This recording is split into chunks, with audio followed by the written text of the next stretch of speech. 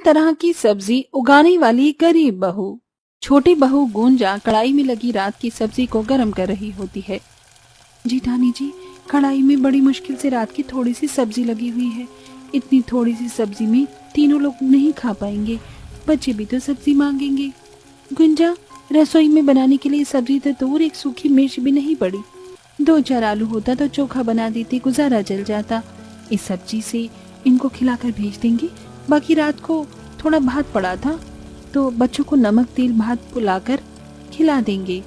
हम तीनों बहू को रूखा सूखा खाकर गुजारा करते ही हैं। हमारे बाल बच्चों को भी हम इस गरीबी में 2 टाइम का अच्छा खाना नहीं जोड़ता। भगवान कब हमारे घर के हालात अच्छे करेगा। जेठानी जी, हमारा अच्छा खाना हमारे पतियों की कमाई पर निर्भर करती है। अगर हमारे पति लोगों को मजदूरी का काम डेली डेली मिले तो घर की दाल रोटी का खर्चा तो आसानी से निकल जाएगा, लेकिन उनका भी काम रोज नहीं होता। अभी तो इनको परिवार पालना भी भारी पड़ रहा है। कल को बच्चों की पढ़ाई लिखाई का खर्चा भी बढ़ेगा, तब सब चीज कैसे करेंगे। तीनों बहुएं घर के खर्चों के विषय में बात कर रही होती हैं कि तभी कांति सर पर गेहूं की बोरी लेकर रसोई में आती है। माँ जी, आप कोटे की राशन उठाने गई थी तो हमें बता देती, मैं और सीमा दीदी चल देते। अरे बहू, काली गेहूं ही तो लेकर आना था। तुम दोनों अगर मेरे साथ में चल रही होती तो रोटी पानी कौन बनाता। गुंजा बहू का पैर भारी है, उसको ज्यादा देर तक बैठना सही नहीं। एक तो वैसे ही गरीबी के चलते पिछले 2 महीने से हाथ इतना ज्यादा खिंच गया है कि साग सब्जी खरीद कर लाने के लिए भी सोचना पड़ रहा है। अब तो केवल इस कोटे के राशन का ही सहारा बच गया है, जो घर का चूल्हा जल रहा है और दाल चावल तो पक रहा है। एक टाइम की सब्जी खरीदने के लिए भी कम से कम 100 रुपए चाहिए, तब जाकर सब्जी होगी। तभी तो माँ जी, आजकल सब्जी वालों को अच्छी कमाई हो रही है। सुबह सुबह मंडी में छांट माट सब्जी खरीद कर लाते हैं और फेरी लगा कर दिन भर में 1000-1500 रुपए कमा लेते हैं। और एक हमारे पति हैं, जिसे सब्जी का कारोबार करने को कहो तो साफ मना कर देते हैं। और अगर ये तीनों सब्जी बेच लेंगे तो सब्जी खरीदने की जरूरत ही नहीं पड़ेगी। अरे तुम तीनों लुगाइयों ने कुछ रोटी पानी बनाई है तो ले आओ, वरना हम तीनों भाई चले काम के लिए। जी जी, बस अभी लाते हैं। अनीता, तुम जल्दी से रोटी सेक तो मैं खाना परोस देती हूँ। अनीता जल्दी से चूल्हा जोड़कर गर्मा गर्म रोटी बनाती है। सीमा थोड़े में थोड़ी सब्जी तीनों की थाली में डालकर परोस देती है। तभी सोयाबीन की सब्जी देख उमेश ने मुंह सिकोड़ लिया। ये क्या, ये तो रात वाली सब्जी है। रात को भी आलू सोयाबीन खाई थी, कम से कम अभी तो कुछ और सब्जी बना देती। देवर जी, किस चीज की सब्जी बनाते हैं? रसोई में कोई सब्जी होती तभी तो बनाती ना। सब्जी खत्म हुए 3 से 4 दिन हो गए हैं।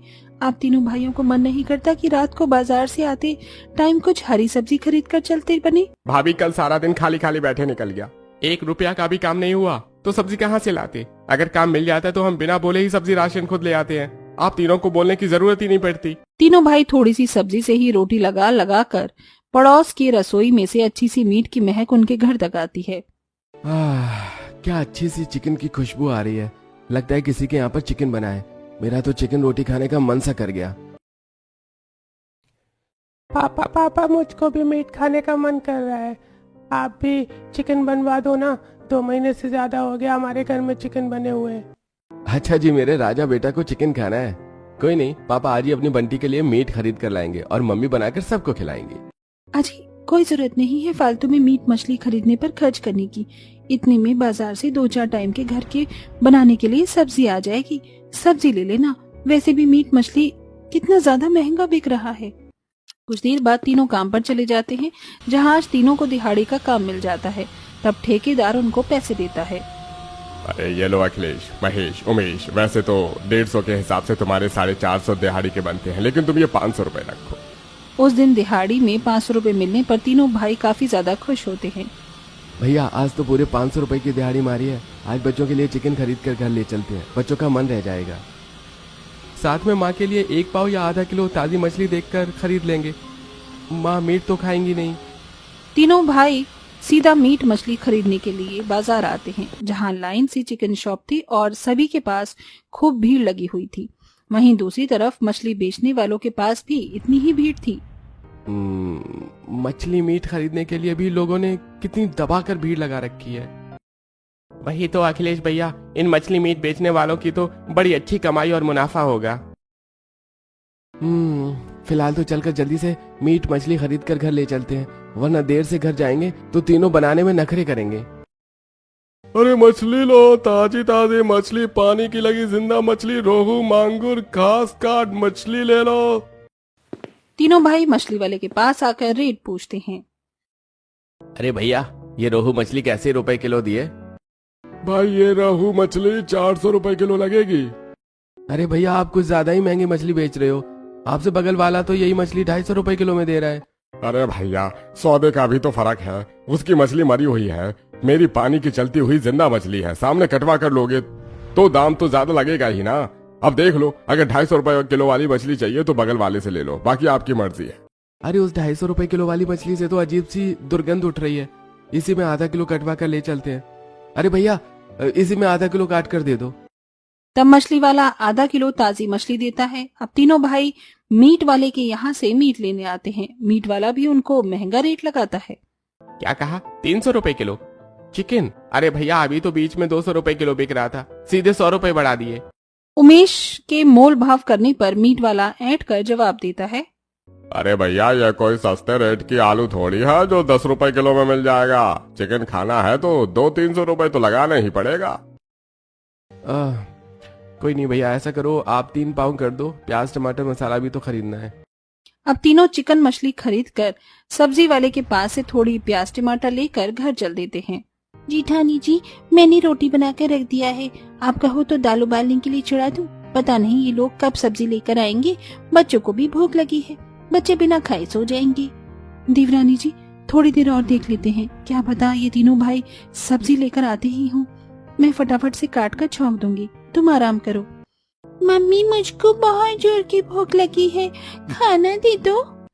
पिंकी बेटी, अभी सब्जी तो बनी नहीं है, चाची ने गर्मा गर्म रोटी बनाई है, नमक तेल लगाकर दे दूं, खाएगी?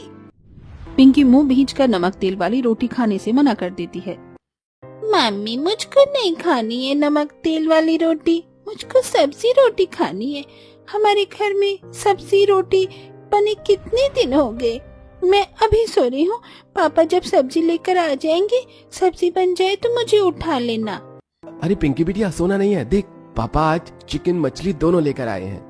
चिकन मछली बनने का सुनकर तीनों बच्चे बंटी, राजू, पिंकी खुश हो जाते हैं। ओ बेटी की जान, आज हमारे घर में मछली और चिकन दोनों बनेगा। आज तो हमारे घर में 2 तरह की सब्जी बनेगी। अखिलेश बेटा, एक बार में 2 तरह की सब्जी इकट्ठे खरीद कर लाने की क्या जरूरत थी? कोई एक सब्जी खरीद कर ले आते, थोड़े पैसे लाकर बहू के हाथ में दे देते तो वो अपने हिसाब से ताजी सब्जी चुनकर ले आती। रहने दो माँ, इन तीनों को तो कितने भी पैसे दे दो, कभी भी ताजी सब्जी खरीद कर नहीं लाती, बल्कि बासी और सस्ती सब्जियां उठा कर ले आती हैं। कभी तोरई, घिया, पेठा, ये भी कोई सब्जी है, बिल्कुल भी स्वाद की नहीं होती। अजी, अगर हम तीनों बहुएं आप तीनों भाइयों की तरह चलने लगे ना, तो चल गई रसोई। एक बार में 500 रुपए की चिकन मछली खरीद कर लाने में पैसे झोंक दिए। यही पैसे हमें दिए होते तो हम पूरे 1 हफ्ते की सब्जी खरीद कर ले आते, तो कुछ दिन तक तो चल जाती। रहने दीजिए जेठानी जी, हमारे पतियों को हमारी बात समझ में थोड़ी आती है। किसी दिन हो तो खूब खाने पीने में उड़ा दो और अगले दिन नमक रोटी के लिए भी मोहताज होना पड़ता है। अनीता की बात तीनों को चुप जाती है। तभी महेश गुस्से में, अरे हम तीनों इतनी शौक से खरीद कर सब्जी लाए हैं, चाहे फिर महंगी हो या सस्ती, तुम तीनों खाली बनाकर खिलाने से मतलब रखो। बाहर से कमा कर लाने का जिम्मा हम तीनों भाइयों का है। वैसे भी पूरे परिवार का पेट हम तीनों भाई मिलकर ही भरवा रहे हैं। मम्मी मम्मी, भूख लगी है, जल्दी से चिकन बना दो। बड़ी बहू, जाओ जाकर सब्जी बना लो, बच्चे भूख से मचल रहे हैं। ये तीनों को समझ तो आने वाला है नहीं। तीनों बहुएं सब्जी लेके रसोई में आ जाती हैं और मिलजुल कर चिकन मछली साफ सुथरा करने लगती हैं। फिर से रोहू मछली उठा कर लाए हैं, इसमें कांटे ही कांटे होते हैं, साफ करते करते ही 1 घंटा लग जाएगा। इससे अच्छा एक कांटे वाली प्याज मछली वही ले आती। गुंजा, चूल्हे में थोड़ी राख निकाल कर रख दे, राख लगा के दराती से रगड़ दूंगी, कांटे छूट जाएंगे। जी जेठानी जी। गुंजा चूल्हे में से ठंडी राख निकाल कर देती है। वहीं दूसरी तरफ अनीता चिकन साफ करती है। जेठानी जी, मुझे तो इन दोनों में से महक चढ़ रही है, जी खराब सा हो रहा है, मैं तो नहीं खाऊंगी ये। गुंजा, अभी तुम्हें महीने चल रही हैं, ऐसे में चिकन मछली की महक लगती है, कोई नहीं, अभी अगर कोई सब्जी वाला गुजरेगा तो कोई हरी सब्जी तुम्हारे लिए ले लूंगी। तब सीमा अनीता दोनों सब्जी बनाने लगती हैं। तभी एक सब्जी वाले का ठेला जाते दिखाई देता है। सब्जी ले लो, ताजी ताजी सब्जी ले लो। लगता है सब्जी वाला जा रहा है, मैं लेके आती हूँ कुछ। अरे ओ सब्जी वाले भैया, रुकना तो जरा, हरी सब्जी है क्या? बहन जी, बाकी सारी सब्जी तो बिक गई है, बस भिंडी टमाटर बची है थोड़ी बहुत। एकदम कच्ची भिंडी है, एक खराब नहीं निकलेगी। भैया भिंडी तो पकी पकी सी बीज वाली लग रही है। अरे बहन जी, आधी पकी भिंडी निकल जाती है। ये भिंडी बाजार में 80 की बेची है किलो, आप 10 रुपए कम दे दो। गुंजा देखती है कि कुछ कुछ भिंडी गली गली सी थी। जी ठानी जी, भिंडी रहने दीजिए, भैया खाली 10 के टमाटर दे दो चटनी बनाने को। 10 के टमाटर मांगने पर सब्जी वाला टमाटर हाथ से छीन लेता है। अरे रहने दो बहन जी, सब्जी खरीदना तुम्हारे बस की नहीं है। अचार से खाओ रोटी। टमाटर की क्वालिटी देखिए, एकदम टाइट टमाटर है। 10 रुपए में देसी टमाटर खाना है। चलो हटो यहाँ से। सब्जी वाला ठेला लेकर आगे चल देता है और थोड़ा आगे जाकर कुछ खराब टमाटर और सब्जियों को फेंक देता है, जिसे देखकर गुंजा उन सब्जियों को आकर लेने लगती है। गुंजा, ये तुम इन फेंकी हुई सब्जियों को किस लिए उठा रही हो? कोई देखेगा तो क्या सोचेगा, और इनका क्या करोगी? जी ठानी जी, ये सब्जी ज्यादा खराब नहीं है, थोड़ी थोड़ी गली है, काट छाट कर बन जाएंगी, और बाकी भी काम की है। तब गुंजा सारी फेंकी सब्जियों को उठाकर घर लाती है और सही सही सब्जी को काट छाट कर बना लेती है। ज्यादातर सब्जी सड़कर खराब हो गई थी। ये सड़ी सब्जी कितनी महक रही है, देवरानी जी से उठाकर फेंक दो। जीठानी जी, इन टमाटर और भिंडी के बीज इससे क्यारी में लगा देते हैं तो थोड़े दिन में बहुत ही बढ़िया टमाटर भिंडी उगाएंगी। गुंजा, इन बीजों से सब्जी उगाने की कोशिश तो कई बार हम दोनों ने भी की है, लेकिन जब भी हम मिट्टी में बीज की रुपाई करते थे एक भी सब्जी नहीं निकली। जीठानी जी, अनाज और सब्जी उगाने के लिए मिट्टी की परख होनी चाहिए। सबसे बढ़िया और ताजी सब्जियां भरपूरी मिट्टी में ही होती हैं, और बीज रोपने के बाद पानी और देखभाल की भी जरूरत होती है सब्जी को, वरना वो मिट्टी में ही मर जाते हैं बीज। आपको पता है, इस तरह सब्जियों के बीजों से मैंने गांव में बहुत सारी सब्जी उगाई है और खाई है। फिर तो तुम्हें सब्जी उगाने का अच्छा खासा ज्ञान होगा। हाँ, क्योंकि पिताजी बटाईदार खेती करते थे तो मैंने भी उनके साथ सब्जियों की बुवाई रुपाई करी, इसलिए मुझे सब्जी उपजाने का अच्छा अनुभव है। गुंजा खराब सब्जियों के बीजों को निकाल कर रख लेती है और अगले दिन झोपड़ी के पिछले वाले हिस्से में खाली पड़ी जमीन में ही 2-3 क्यारियां लगाकर भिंडी और टमाटर के बीज की रुपाई करके मिट्टी चढ़ा देती है। अब 10-15 दिन में इसमें से एक अंकुर फूटकर छोटे छोटे टमाटर भिंडी के पौधे निकल आएंगे और 1.5-2 महीने में खाने लायक टमाटर भी उगने लगेंगे। चलो अच्छा है, कम से कम टमाटर खरीदने के पैसे तो बचेंगे। ऐसे ही थोड़ा समय गुजर जाता है। वहीं तीनों भाइयों का काम बारिश के मौसम के चलते मजदूरी का काम बंद पड़ जाता है। क्या बात है बहू, सुबह के 10-11 बजने को हैं, अभी तक तुम लोगों ने आज भी नहीं जोड़ा। आज खाना पीना नहीं बनाना क्या? माँ जी, खाना बनाने के लिए रसोई में अनाज होगा तब तो कुछ बनाएंगे। कल रात रसोई में जो मुट्ठी भर दाल चावल था उसे लगाकर खिचड़ी बना दिया था, वो रात का गुजारा चल गया, लेकिन अभी के टाइम के लिए कुछ भी नहीं है, राशन मंगवाना ही पड़ेगा। रसोई में राशन पानी खत्म देखकर तीनों बहू काफी ज्यादा परेशान थी, जिसे देखकर कांति तीनों बेटों के पास आती है। अखिलेश, महेश, उमेश, बेटा तुम तीनों को घर में बैठे एक हफ्ता हो गया है, कहीं काम नहीं करोगे तो घर कैसे चलेगा? न रसोई में राशन है और न साग सब्जी। माँ, हम अपनी खुशी से थोड़े न घर में बैठे हैं। बारिश के मौसम में काम धंधा नहीं है तो कम कमाने के लिए कहाँ जाएं हम, बताओ। अरे 2-4 दिन मर्द घर में क्या बैठ जाएं, सभी को खटकने लगते हैं। सभी चीजों का ठेका जैसे हम नहीं ले रखा है। महेश की टोंटबाजी करने पर तीनों बहुएं रसोई में से निकल आती हैं और अनीता झगड़ जाती है। अजीत, जब तुम्हें कमाकर खिलाने में इतनी दिक्कत हो रही है तो बाल बच्चे पैदा नहीं करने चाहिए थे। अगर काम कर हम तीनों बहू को पूरा दिया होता तो हम उतने ही पैसे में खाने का खर्चा भी चला देते और 2 पैसे भी बचा लेते। देखो, सुबह सुबह मुझे कलेशबाजी मत करो, समझ गई? जब काम नहीं चल रहा था तो क्या करूं? दोनों मियाँ बीवी में लड़ाई हो ही रही थी कि तभी पड़ोसी रजनी का पति केशव आता है। अरे उमेश, महेश, अखिलेश भाई कहाँ हो? मंजली बहू, महेश, दोनों चुप कर जाओ, दरवाजे पर कोई खड़ा है, शर्म कर लो। अरे केशव भाई कैसे हो? शहर से कब आना होगा और काम धाम कैसे चल रहा है? अरे भाई एकदम बढ़िया काम धाम चल रहा है, छुट्टी लेकर आया हूँ 15 दिन की, फिर चला जाऊंगा। सोचा आया हूँ तो तुमसे मिल लूं। और कैसे चल रहा है काम? अरे भाई काम धाम तो पिछले 1 हफ्ते से बंद पड़ा हुआ है मौसम के चलते। अरे गांव में यही तो है, सही ढंग से रोजगार मिल जाए तो आदमी कमाने के लिए परिवार से दूर शहर थोड़े जाता। तुम तीनों भाई शहर में चलकर क्यों नहीं कमाते? बाल बच्चे परिवार तो सही से रहेंगे। वहां पर 10-12 हजार की तनख्वाह फैक्ट्री में मिल जाएगी। सोच कर बता देना।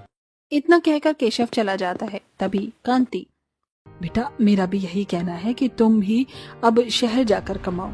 घर बनाने के लिए भी तो पैसे चाहिए। कब तक झोपड़ी में दिन काटेंगे?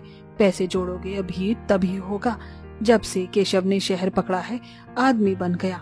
2-3 साल पहले तक इसके परिवार में खाने को भी नहीं हुआ करता था। तो वही तो माँ जी। और आज देखिए केशव भैया का रहन सहन कितना बदल गया है। परिवार को भी अच्छे से रख रहे हैं। तीनों भाई सीमा की बात पर सहमति जताते हैं और शहर जाकर कमाने का मन बना लेते हैं। भाभी ठीक कह रही हैं। गांव में रहकर 4 दिन घर बैठने और 2 दिन कमाने से परिवार नहीं चलेगा। शहर में रोजाना की कमाई है। उमेश वो तो ठीक है, लेकिन शहर चलने के लिए किराया भाड़ा और घर में भी थोड़े पैसे देने को तो चाहिए। अखिलेश भैया 10,000 का कर्जा ले लेते हैं, 5,000 में राशन पानी भर देते हैं घर में, बाकी वहाँ चलकर काम जम जाए तो लौटा देंगे। तीनों शहर जाने के लिए गांव के जमींदार जतीन लाल से 10% ब्याज पर 10,000 रुपए कर्जा लेकर आते हैं और उसे शहर जाने की व्यवस्था करते हैं। अच्छा प्रणाम माँ, हम तीनों चलते हैं। आप लोग यहाँ पर अपना ख्याल रखिएगा। अपने तीनों बेटों को शहर जाते देखकर कांति की आंखें नम हो जाती हैं। वहीं तीनों बहुएं भी रो रही हैं। तुम तीनों भी अपना ख्याल रखना मेरे बच्चों। पता नहीं भगवान हम गरीबों को इतनी खराब जिंदगी क्यों देता है कि परिवार को कमाने खिलाने के लिए घर में कमाने वाले को परिवार से दूर परदेश जाना पड़ता है। अच्छा गुंजा मैं चलता हूँ, तुम्हारी डिलीवरी से पहले मैं वापस आ जाऊंगा। अच्छा जी आप भी ठीक से जाइएगा। पापा चाचा आते टाइम आप लोग शहर से हमारे लिए नए नए कपड़े और खाने के लिए चॉकलेट लेकर आना। अच्छा ठीक है बिटिया, आते टाइम मैं तुम्हारे लिए चॉकलेट लेकर आऊंगा। अरे अखिलेश उमेश महेश जल्दी करो भाई, ट्रेन का टाइम हुआ जा रहा है। तीनों भाई ट्रेन से शहर पहुंच जाते हैं। अगले ही दिन केशव उन तीनों को अपनी फैक्ट्री में लेकर जाता है। नमस्ते पंकज भाई, आपने फैक्ट्री में हेल्पर के लिए जगह खाली है तो मैं 3 लोगों को लेकर आया हूँ। इन्हें नौकरी चाहिए। अरे केशव तूने मुझसे बात तो करी होती। फैक्ट्री में फिलहाल एक भी हेल्पर की जगह खाली नहीं है, क्योंकि 1 हफ्ते पहले ही नए लेबर लगे हैं। ये सुनकर तीनों भाई निराश हो जाते हैं। इतना खर्चा लगाकर हम इतना दूर शहर में कमाने के लिए आए थे, और यहाँ भी अगर काम नहीं मिलेगा तो क्या करेंगे भैया? अरे भाई परेशान क्यों होता है? इतने बड़े शहर में काम की कमी थोड़ी होगी, 2-4 दिन में मिल जाएगा। तीनों काम के लिए रोज रोज कई जगह भटकते हैं, लेकिन काफी दिन तक काम नहीं मिलता।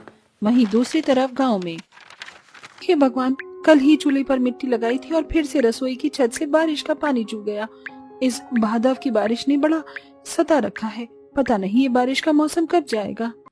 जी ठानी जी, इस बार जितने भी किसानों ने सब्जी उपजाई होगी ना, उनको खूब फायदा हुआ होगा, क्योंकि बारिश में सब्जियां खूब अच्छी होती हैं। किसान तो सब्जी उगा रहे हैं, लेकिन इसके बावजूद भी सब्जी के रेट में आग लगी पड़ी है। मेरा तो मन कर रहा है हम तीनों भी 3-4 तरह की सब्जी लगा लें। खैर फिलहाल नदी पर चलते हैं। इतने सारे गंदे कपड़े हो गए हैं कि महक मार रहे हैं।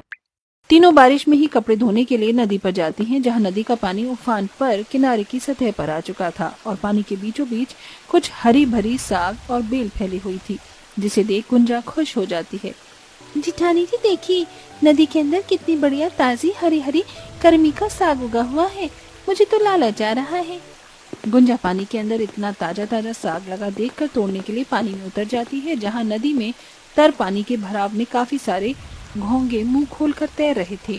तभी अनीता पानी के अंदर एक बड़ी सी गरई मछली को तैरते हुए देखकर पानी में हाथ डालकर झट से पकड़ लेती है। ये देखो मुझे क्या मिला, कितनी बड़ी गरई मछली। क्या बात है अनीता, मछली पकड़ने के मामले में तुम्हारा हाथ तो मछुआरों के जैसे बैठा हुआ है। बिना जाल के इतनी बड़ी मछली पकड़ ली। तुम्हें डर नहीं लगा अगर मछली काट लेती तो? जी ठानी जी, मुझे मछली पकड़ना आता है। जब मैं अपने गांव में थी ना, तो बरसात में मैंने खूब मछलियां पकड़ी है, क्योंकि मछुआरे ना नहर में ही बारिश के मौसम में मछली पालन करते थे। अनीता देखो, इस पानी में छोटी छोटी मछली भी काफी सारी हैं। इसे भी घर ले चलते हैं, मछली पालन कर लेंगे, वरना बाद में कोई और मछुआरा आकर जाल लगाकर सारी मछलियां मार कर ले जाएगा। क्या बात है जिठानी जी, आपने तो क्या जुगाड़ू दिमाग लगाया है। इन सारी छोटी मछलियों को हम घर पर ले चलते हैं और मछली पालन कर लेंगे। अनीता उन सारी छोटी छोटी मछलियों को नदी के अंदर से पकड़कर एक बर्तन में डालती जाती है और वहीं दूसरी तरफ गुंजा उन सारी साग को नदी के अंदर से निकाल कर ले जाती है और घर आ जाती है, जहाँ इतनी सारी मात्रा में छोटी बड़ी मछलियां और साग देखकर कांति बड़ी खुश होती है। क्या बात है बहुओं, बड़ी देर लगा दी नदी पर आने में, और ये इतनी ताजी साग और मछली कहाँ से लेकर आ रही हो। माँ जी, ये सारी की सारी मछलियाँ मछली जेठानी जी ने मारी हैं और मुझे नदी के अंदर ये कर्मी का साग दिख गया तो मैं ले आई। ये साग भदवा के मौसम में ही होता है और खाने में बड़ा स्वाद लगता है। मैं सबके लिए गर्मा गर्म साग भात बनाती हूँ। केवल कच्ची लहसुन का पत्ता और मिर्ची चाहिए डालने के लिए। गांव वाली बहू, तूने घर के पीछे लहसुन मिर्ची बो रखी है ना, उसमें खूब सारे पत्ते और मिर्ची की फली भी आ गई है, तोड़ ला। गुंजा साग रखकर अपने घर के पीछे वाले भाग में जाती है, जहां वो देखती है कि उसकी मिर्ची के लगाए हुए पेड़ में इस बार काफी सारी मिर्ची पड़ी हुई थी और मिट्टी में लहसुन की कलियों की बुवाई में से नाजुक चिकनी पत्ते फूटकर निकल चुके थे। वहीं टमाटर के बेल पूरी मिट्टी पर छितराई हुई थी, जिसमें कच्चे कच्चे टमाटर लगे हुए थे। क्या बात है देवरानी जी, तुम्हारी लगाई सब्जी कितनी बढ़िया तरह से उग रही है। देखो बेल में कितने बढ़िया से टमाटर उगे हुए हैं, 2-4 दिन में तोड़ने लायक पक जाएंगे। वही तो, एक बार में से तोड़ने पर 5 से 10 किलो टमाटर तो बढ़िया आराम से निकलेंगे। पता है मंडी में टमाटर का भाव 80 रुपए किलो बिक रहा है। तुम्हारे हाथों की लगाई सबसे खूब चल रही है। मैं तो कहती हूँ कुछ और सब्जियों की बुवाई कर दो। इसी हिस्से में थोड़े दिनों में से आगे साग का सीजन भी शुरू हो जाएगा, तो मैं कहती हूँ कि पालक, मेथी, सोया, सरसों बो दीजिए, बढ़िया सब्जी निकल जाएगी। सीमा का सब्जी की खेती करने का विचार गुंजा को काफी ज्यादा पसंद आता है और अब वो कुछ किस्म की सब्जियों को बीज खरीद कर लाती है और तीनों बहुएं मिलजुल कर सब्जी उगाने के लिए छोटी छोटी क्यारियां बनाती हैं। जेठानी जी, अब ये दीजिए, पहले हम एक सिरे पर बीज लगाएंगे और यहाँ से हाथ से बराबर दूरी नापकर थोड़ा दूर दूसरा बीज लगाएंगे, ताकि पौधों को उगने, फैलने, जड़ पकड़ने का स्थान मिल सके, तभी सब्जियां अच्छी होंगी। दोनों जेठानियां गांव वाली गुंजा की देखा देखी ही सब्जियों के बीज रोप देती हैं और मिट्टी चढ़ाकर ऊपर से पानी का छिड़काव करती हैं। 1 हफ्ते के अंदर ही सब्जियों के बीच में से अंकुर फूट फूट कर बाहर निकल आते हैं। अभी तो हमारे सब्जी उगने और कटाई करने के लिए तैयार होने में 1-1.5 महीना या 2 महीना लगेगा। तब तक हमें घर का गुजारा चलाने के लिए कोई और जीविका बनानी होगी। तीनों बहुएं इसी संकोच में थी कि जब तक उनकी सब्जी की खेती फल फूल का कटाई के लिए तैयार नहीं होती, वो घर का खर्चा किस तरह निकालें। तभी पिंकी कहती है, मम्मी मम्मी, मंथली चाची तो कितने अच्छे तरीके से मछली पकड़ लेती हैं। आप लोग मछली पालन कर लो, फिर आप तीनों बाजार में मछली बेच लेना। पिंकी का आइडिया तीनों गरीब बहू के आगे रोजी रोजगार कमाने का साधन दिखता है। पिंकी ने बिल्कुल सही कहा है, आजकल मछली बेचने वाले सबसे अच्छा कमा रहे हैं। इसमें हमें खास लागत भी नहीं लगानी पड़ेगी, बस मछली पालन के लिए हमें थोड़ी जगह चाहिए होगी। जेठानी जी, हमारे घर के आंगन की मिट्टी भी एकदम दलदली है, क्यों ना हम वहीं पर गड्ढा लगाकर मछली पालन कर लें। अगर हम मछली पालन करेंगे तो एक नहर भी लेंगे और हमें उसका लगान देना होगा, तो हम कुछ खास लाभ अर्जित नहीं कर पाएंगे। और अगर आंगन में मछली पालन कर लेंगे तो हमें बचत आ जाएगी। दोनों गुंजा की इस तर्क पर सहमति लगाती हैं और तीनों आंगन में ही गड्ढा करके उसमें पानी का भराव करती हैं और छोटी छोटी मछलियों को छोड़ देती हैं, जिसमें 2 से 4 हफ्तों में ही वो सारी छोटी मछलियां बढ़ाकर खूब बड़ी बड़ी बेचने लायक हो जाती हैं। वहीं उनके खेत की सब्जियां भी तोड़ने लायक हो जाती हैं, जिसमें हरी भरी साग और ठोस सब्जियां जैसे कि गोभी, भिंडी, बैंगन आदि भी थे। देख राजू, देख, पिंकी दीदी हमारे खेत पे कितनी ताजी ताजी सब्जियां आई हुई हैं। मम्मी, ये सारी की सारी सब्जी हम खाएंगे ना? नहीं राजू बेटा, ये सारी सब्जी तोड़कर बाजार में बेचेंगे। वैसे गुंजा की उगाई सब्जियां कितनी अच्छी और किफायती उगी हैं, ये तो बढ़िया दाम में बिक जाएंगी बाजार में। 2 तरह की सब्जी बेचकर हम इतना तो आमदनी कमा ही लेंगे कि खाने पीने का खर्चा निकल चल जाए। तब 2 बहुएं खेत की ताजी ताजी सब्जियों को तोड़कर टोकरी में भर लेती हैं और वहीं अनीता बड़ी बड़ी मछलियों को चुनकर बेचने के लिए निकल जाती है। अब तीनों बाजार में 2 तरह की सब्जियां बेचने के लिए पहुंचती हैं। खाओ जी ताजी ताजी मछली, रोहू, प्याज, मछली, मांगुर गई। सबसे सस्ती, सबसे ताजी मछली चाहिए तो यहाँ चले आइए। ग्राहक पानी की चलती मछलियां देखकर खरीदने के लिए आते हैं। अरे बहन जी, ये प्यास मछली कैसे दिया? जी भैया जी, ये मछली 300 रुपए किलो की है, अगर एकदम ताजी और बढ़िया भी है। अच्छा, फिर तो 2 किलो कर दीजिए। लो जी, आ गई बाजार में खेत की तोड़ी ताजी ताजी भाजी। अरे क्या बात है, वैसे तो बाजार में हर सीजन में ठंड आते आते सब दिखना शुरू होगा, लेकिन तुम तीनों अभी से ही साग बेच रही हो। 1 किलो तोल दो। जी जरूर, ये कर दिया आपका 1 किलो। राई बथुआ, कुछ और चाहिए? मशरूम है क्या? अगर हो तो आधे किलो कर दो। उस लेडीज के मशरूम मांगने पर सीमा गुंजा एक दूसरे का मुंह देखने लगती हैं। माफ कीजिएगा, मशरूम तो है ही नहीं, अगली बार से हम मशरूम भी रखेंगे। औरत सब्जी खरीद कर चली जाती है, लेकिन पूरे दिन भर में मशरूम खरीदने वाले और भी कई लोग ग्राहक आते हैं। वैसे आज हमारी दुकानदारी का पहला दिन था और फिर भी हमारी सारी सब्जी बिक गई, एक भी सब्जी बचकर नहीं आई। मगर मशरूम खरीदने वाले कई सारे ग्राहक ऐसे ही फिर गए। अगर हमारे पास सब्जी में मशरूम होता तो और भी ज्यादा मुनाफा होता। क्यों ना हम थोड़े से हिस्से में मशरूम की भी खेती कर दें। तीनों थोड़ी सी जमीन साफ सुथरी करके मशरूम की खेती भी कर देती हैं। वहीं 2 तरह की सब्जी के मुनाफे से वो एक छोटा सा मुर्गी फार्म भी शुरू करती हैं। बहन जी, मेरी 10 मुर्गियां और 50 देसी अंडे कर दो। ये लीजिए आपकी 10 मुर्गी और 50 देसी अंडे। 1 महीने में हमारा मुर्गी फार्म भी कितना अच्छा चल गया ना। आखिर में तीनों गरीब बहुएं 3 तरह की सब्जी बेचकर खूब मुनाफा कमाती हैं।